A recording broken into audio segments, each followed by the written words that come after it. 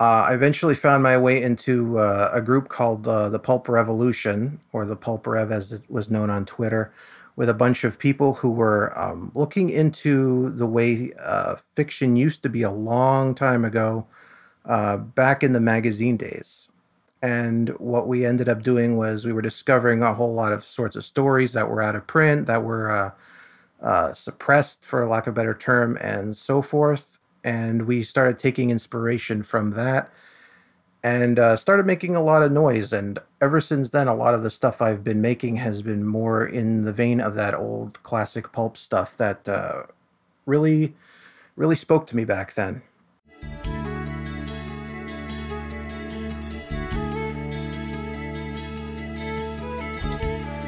Do you feel continually let down by modern media? Do you miss the good old days, back when all that mattered was a good story and not some agenda? Do you have ambitions of picking up a pen and pad and fighting the creative war yourself? Then this is the podcast for you. Each week, I'm going to talk to a creator who said enough is enough and started making the content they wished was out there. Join us as we discuss the ups and downs of the self-publishing world. We want to help empower you to join the Iron Age of media. Welcome to Iron Age Marketing.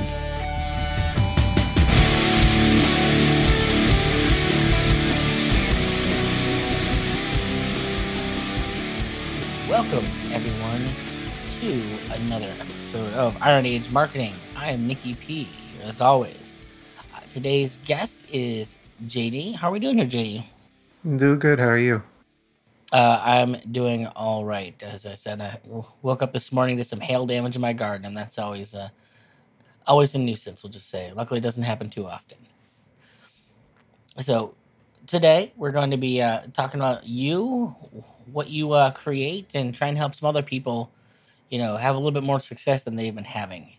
So let's get started. Why don't you tell us a little bit about yourself? Okay. Me, I've been writing. I want to say I started writing for real about a decade ago. Um, but I've only been publishing since about 2016. So I took a long time to really get going, and even now I'm still kind of, well, still a bit smaller, not exactly big or anything like that, but I learned a lot of stuff along the way, some stuff that I didn't really foresee happening, especially to the market or to the scene or anything like that. It's been a strange ride along the way. Um, yeah, so I started about 2012. I just decided one day, you know what? I like to write, so I'm going to write. So I sat down and I started writing, and I wrote and I wrote and I wrote and I practiced a lot and I wrote, and then eventually, a couple years later, I sent my first book into um, El Jadji Lamplighter, great editor, great writer, and she basically said it back to me saying, "This is good, but you have to rewrite the prose because it's awful. It's terrible." So I rewrote the entire book almost immediately and sent her back an example of the prose, and she said, "Wow, that improved really fast," because it takes a long time to really get into this whole. It's like a craft writing, so you have to really dig into it. So it took me a long time to get the hang of it, and when I finally got ready, um, well, I put out my first book in 2016. Not a whole lot of fanfare at the time or anything like that, but I eventually found my way into a group called the Pulp Revolution, or the PulpRev as it was known on Twitter, with a bunch of people who were looking into the way fiction used to be a long time ago, back in the magazine days. And what we ended up doing was we were discovering a whole lot of sorts of stories that were out of print, that were suppressed, for lack of a better term, and so forth.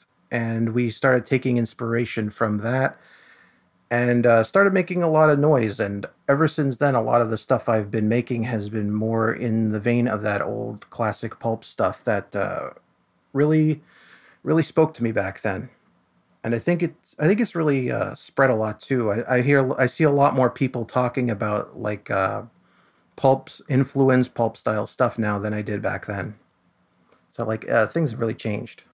Well, I know, and I'm not don't have any idea of how old you are. I know for me, I'm moving on 40 years old now, and I think there's a certain amongst our generation, like a feeling of a whole time period that was kind of lost to us. Like I know of the Tales from the Crypt from the TV show in like the late 80s, early 90s. And I love the show. I have the whole I have the DVD collection behind me, which is amusingly enough, I managed to buy secondhand off of a person in the clergy, which always fascinated me. But there's this, it was a long time after that I ever realized it was based off of an EC Comics publication. And it's like, what is this? Why have I never heard of this? And gets into a whole bunch of weird stuff within the industry. But there's this idea of like this whole kind of treasure trove of interesting stuff and a way of doing things that just kind of got stolen from us in a way. Yeah, I felt that for a while. As when I was growing up, I did obviously like everybody did this sort of stuff, like play video games or listen to music or go to the movies. But I also read, and I always thought it was strange that whenever I read anything, it felt kind of divorced from the other stuff. Like there, let's say you play a game like Halo. Well, it's not exactly like that in book form. There's a whole unless you go to a very specific label, which is Bane, you're not going to find a whole lot of stuff like that. And even worse, if you like sword and sorcery, there's way less of that growing up. It was really hard to get into this sort of thing. So, like, when I was looking up the pulp stuff, like through Appendix N and finding all these authors that wrote it and influenced Dungeons and Dragons, it really changed my outlook on how it's done. Well, and even for those of us who grew up on like the '90s Dungeons and Dragons, like, I think what our options were, you could read Drist books or Dragonlance books, and Drist was pretty cool. Dragonlance never ever interested me, so we didn't have a lot of options for like this whole kind of immersive world that was out there. Hmm.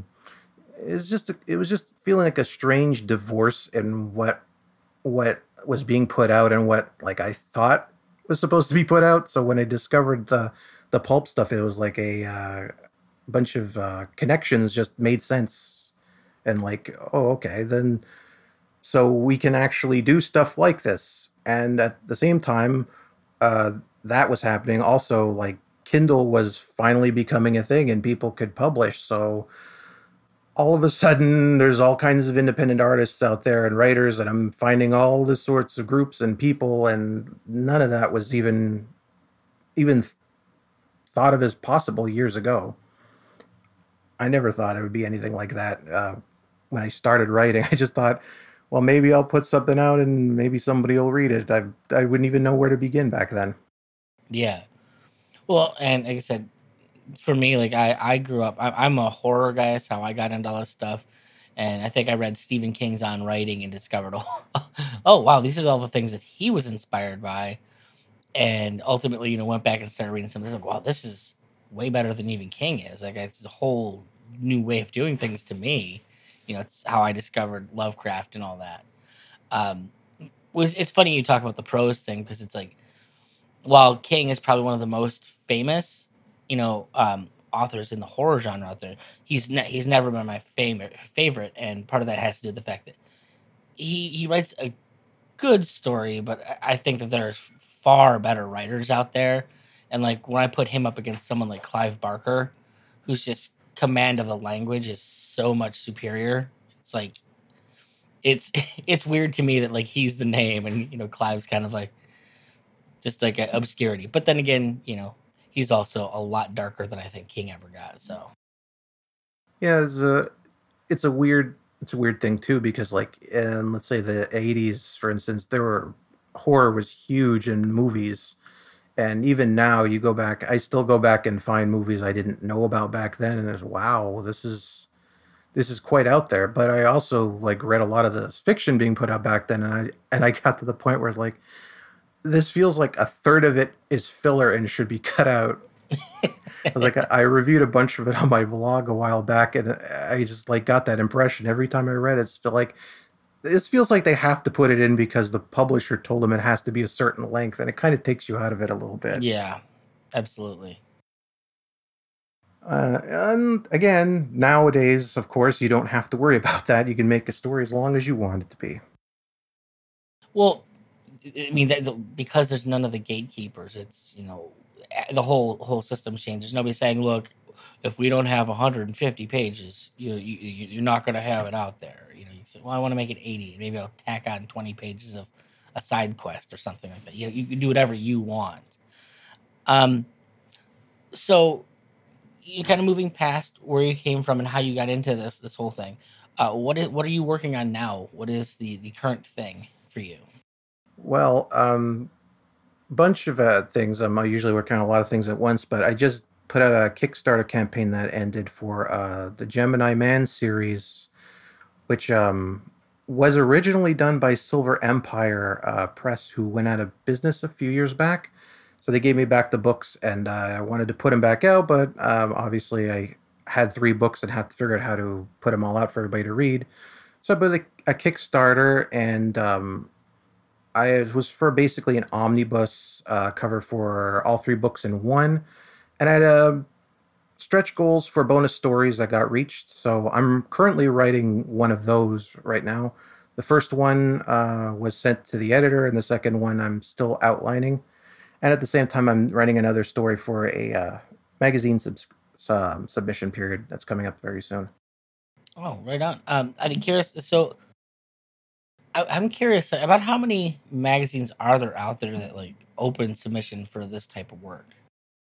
Oh, and right now there's Cursova, obviously. There's Story Hack magazine. I was in there a few times, but don't know when they're putting out open submissions again. And Iron Age just recently had one called Anvil. Yeah, I submitted to that one. I have a story coming in issue two of that.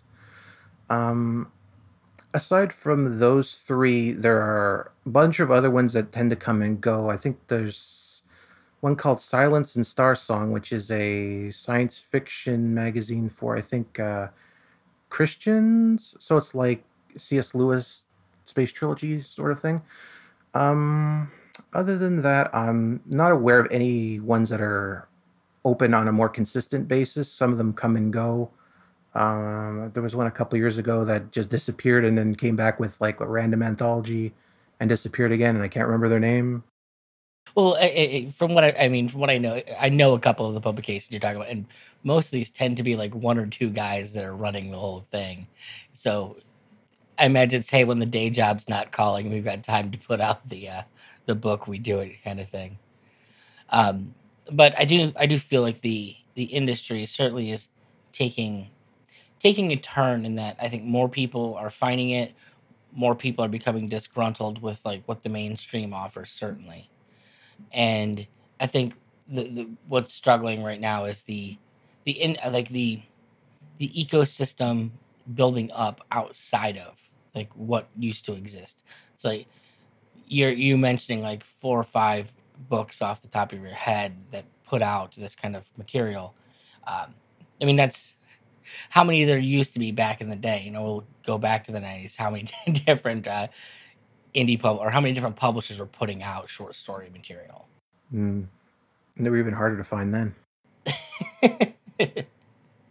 So, um, what type of do you gravitate more towards like the science fiction or the what do you call it, fantasy stuff, or like when we talked to Christopher the other day, and he's very likes adventure as a term more. Yeah, I do more adventure stuff because my stuff tends to just lean in whatever direction the story wants to go. So I've had pretty much elements of all of that stuff in my stories at one point or another. I don't really sit down and say I want to do a space story or a fantastical story. It's just like whatever the story is, it's what it ends up being. I've just had one in an anthology at the beginning of the year, Sidearm and Sorcery 2, called City Eater, which was supposed to be just a horror story, but it spun a bit out of control. So it's like whatever the story is what it ends up being. So you're one of those guys. It's like, well, I just put the pen to paper, and then it comes out, and it's gonna be what it's gonna be. Yeah, it just is what it is. I've always envied guys that could do that, because for me, it's like, oh, I need a detailed plan and know exactly what I'm doing at every point going into this, and then then we can edit it into something. Well, like I still like outline stuff, but sometimes when you outline, it just ends up going, no, that's not the way the story's going. So it just goes the other way. It just happens. Right on. So you said you work on multiple things at a time. I'm curious. Like, you've been at this, like, actually having published since 2016. How much work do you actually have out there? Oh, right now, if we're including the Kickstarter, which was the three books which are being delivered right now, going to be put on Amazon very soon, shortly as well. I've put out 10 books total, and I think I've written somewhere in the ballpark of about 20 to 30 short stories. Not all of them, obviously, are in like anthologies or magazines, but total, I think that's where I'm at right now. hmm I'm curious. Do you have any, like, short story anthologies that you've put out yourself, on top of things that have gone out in other publications but have gone past the contractual time on them? Yeah, actually, I have my page right here. I have Someone is aiming for you in other adventures, where the first seven stories, more or less, that I short stories I wrote, I put that out back in, was it 2020 or 2019? I don't remember which year. But those ones were my original idea, was just to do a sort of mashing up of like superhero stories and old pulp hero stories, and it came out to be this weird mishmash of noirish horror type superhero stuff. And I put that one out a while back. People seem to like that one. It sounds awesome. I'm listening, like, oh, I'd read that.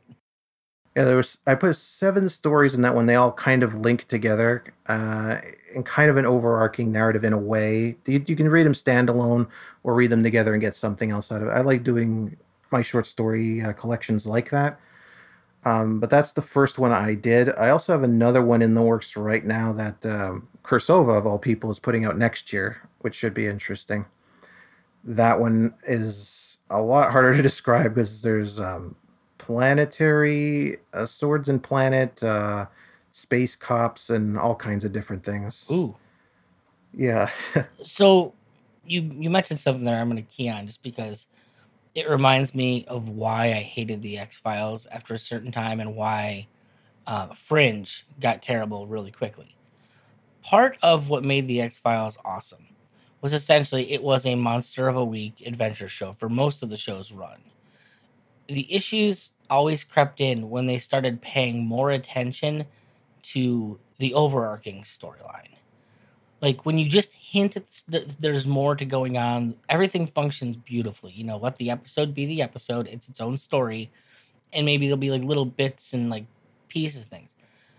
But the minute, like, and I want to say it's like from episode or season 2 to 3 of Fringe, they decided to go whole hog on this alternate universe thing, and it's like, I really prefer the show when it was a monster of the week show. I had self-contained episodes. I could just really like an episode, really not like an episode.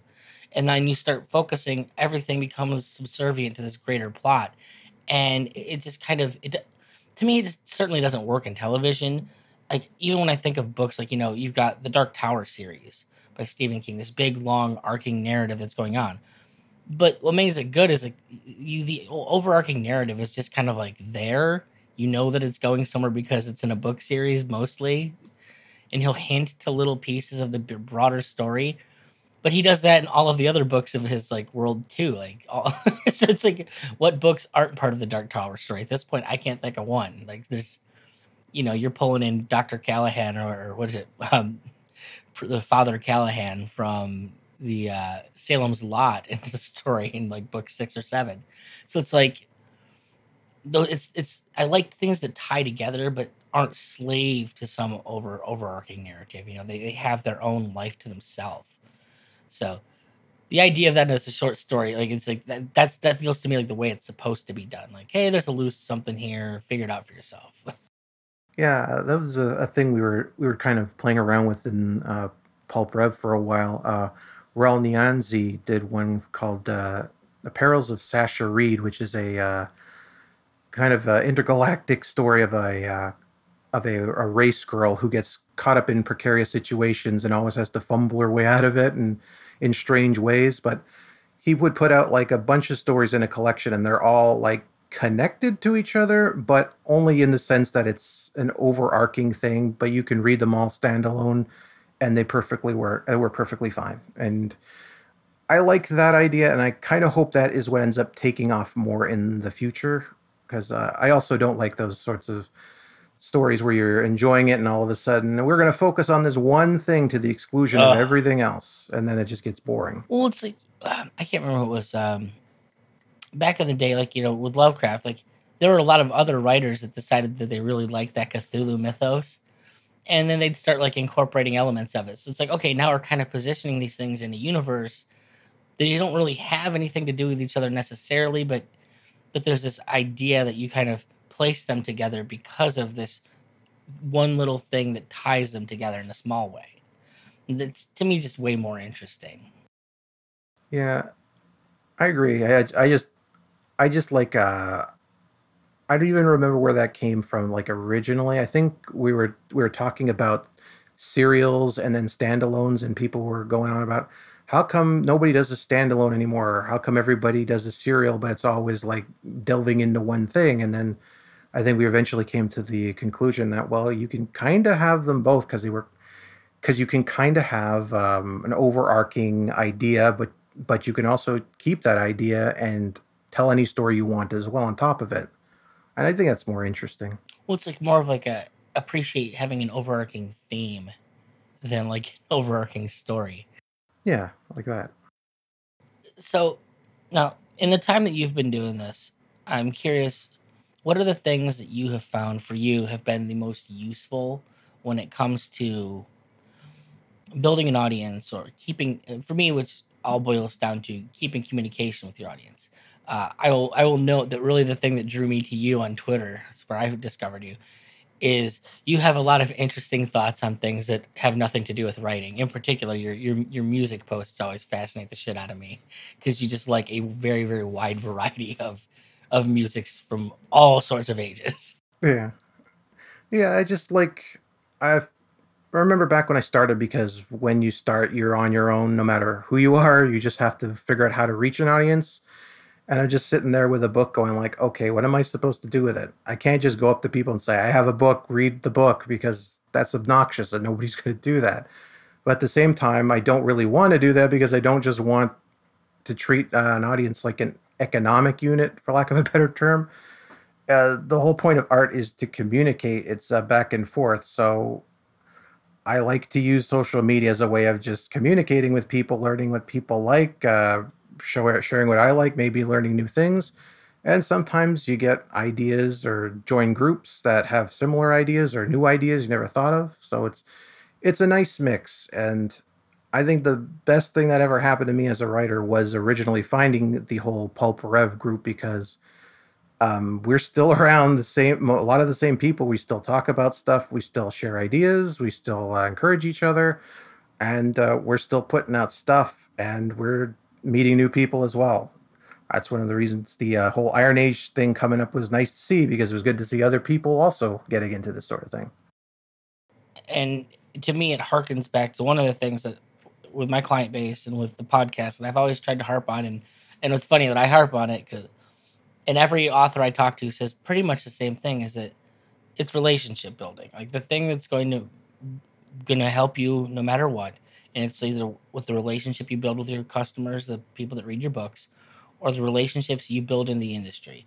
Those are the things that are going to separate the men from the boys, separate the wheat from the chaff, whatever. If you put the time in to build the relationships with people, that's what's going to take you next level. And what's also fascinating, and I understand this, is that the people that want to, like, I feel like want to build those relationships the least usually are the people that write this kind of content. Talking to Declan Finney, he's like, well, the reason I became a writer was because I didn't want to talk to people. I wanted to stay at home and write books. But like, because of the way the ecosystem is, it's like, until more people like me jump into the space and just want to do the marketing, like I don't have any real aspirations of being a writer myself. I love the work and love reading it, but it's like I would much rather try and find a way to help somebody connect with other people. But until there's a lot more of us helping, independent writers do that stuff, it's it's double duty on writers to try and be the marketing agency and the creative, and I mean that's got to be tough. Oh yeah, I dealt with a few other writers who were very discouraged along the way. It happens. I mean, it's not always going to be easy, even if you have people reading who are going to want to buy everything you're going to do or whatever. And sometimes you even put something out and it does really well, but you don't get any real feedback on it. So you're just like, okay, I guess people like this. So it's hard to tell sometimes. Well, actually, we actually had a guest on, Jacob Calata, was on the other day, and one of his, one of the little snippets I pulled out of the episode was just like his invisible readership. He's like, I wish I knew more about what these people liked or don't like about the material, because like my numbers keep going up and people are doing, like, there's more people buying this stuff than ever, but I have no idea what they're thinking, and that bothers me. Yeah, I understand that idea. But at the same time, I just kind of like that there are people out there just like going about their day, just picking up stories, reading them, then going back about their day. So I don't think they all have to necessarily interact, but it's just nice to know every now and then what you're doing, if it's effective or not. Because writers, a lot of time, we do kind of work in a bit of a vacuum. So sometimes it's just like you can get lost in your own head. Wait a minute, maybe I'm not doing this right. Maybe I got to do this, or so it's hard sometimes to keep where you're supposed to be going. You know, keep on the right way. Now I'm curious what methods that you do use to kind of keep in touch with your audience. Do you have like, are you someone that has all of the social media stuff? Do you have social media that you feel works better than others for you to connect with people? Do you have a very robust like email list that you work with? What are the avenues that you take? Posting nonsense on Twitter usually does the best for me. To be Okay. quite honest, I think Twitter is probably the best when it comes to the social media platforms because you could keep in touch with not just your audience but other writers and other people who are maybe outside your circles, or you connect with people a lot easier. Unlike say Facebook, which is kind of dead, doesn't really do a whole I lot. was about to say it's completely useless to me at this point. Yeah, it doesn't really do a whole lot. I don't think it has really ever. But like I had like a bigger account share one of my books on Twitter the other day, which was really nice. You don't really get that sort of thing on Facebook or any other really social media. I don't really get a whole lot in other social media. That's the only one that tends to work very well. I just think that's because who everybody is, really. Okay. And do you do anything as far as like the your email game goes? Oh, I switched a while ago to Substack because a lot of people really like Substack, and I find it worked very well for keeping campaign updates for the Kickstarter, but I also put some of my old blog posts on there as well, and they seem to do very well. I got some new subscribers, so I think Substack is probably going to be a good way to go for writers who want a bit more reach, because you can find more people that way on there. Interesting. Well, and my only quibble or questions I have about this, because I know I've heard of money troubles with Substack behind the scenes, and so I hate to see too many people dive in utilizing that platform without making sure they're maintaining their list off platform. Because God forbid if they ever shut down one of these days because of money problems, and then so many writers just lose everything. Yeah, make sure you keep backups of everything. It doesn't even matter what it is. Just keep backups of it. Your stories, your mailing lists, whatever. Just keep backups. My six month book release promo that I sell. one of the line items on there is what's called list maintenance, and it is just that, making sure that you're backing up your list at least once a week so that you don't lose everything. Because coming from the email marketing world, like I've heard too many horror stories of somebody used this platform and then they got kicked off of MailChimp, and now they hadn't saved in 3 months, and now they lost 100,000 people that they had Oh access yeah, to. I That now remember they that. don't. A couple of years ago, a lot of people were getting kicked off of Mailchimp, and I was on Mailchimp at the time, so I was Well, like, MailChimp's a crap service now, as far as I'm concerned. Like, I yeah, don't know why anybody uses them. yeah, I left that a long time ago, and that was the part where I said, yeah, I better keep an extra list of my email list just in case anything happens. Out of curiosity, what service do you use these days for that? Oh, you said Substack. So Yeah, I mainly use Substack now. If something else comes along, I'll probably switch to that. So it's whatever works the best. I find Substack seems to be working the best for reaching people right now. well, it has a discoverability element that just plain email does not, because you can always go on Substack and search for things in this vein. Um, like the way I've chosen to do it is like I have my main email list, and then I also have a Substack that I like release a week later.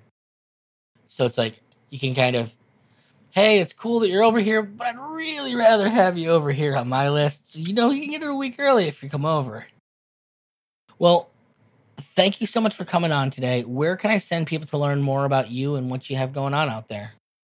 Well, my main site is Wasteland and Sky, which is wastelandandsky.blogspot.com, which is my author blog. It's my general website, has all my stuff on it. My posts, which go back about 10 years at this point.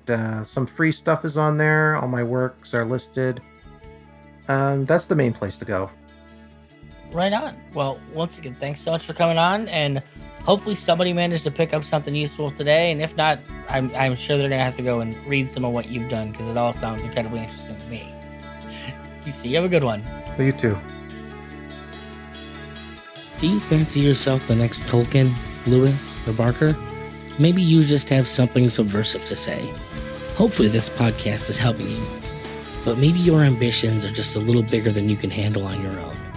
Head over to ironeadsmarketing.com and let Nicky P help ensure your book doesn't release to nobody.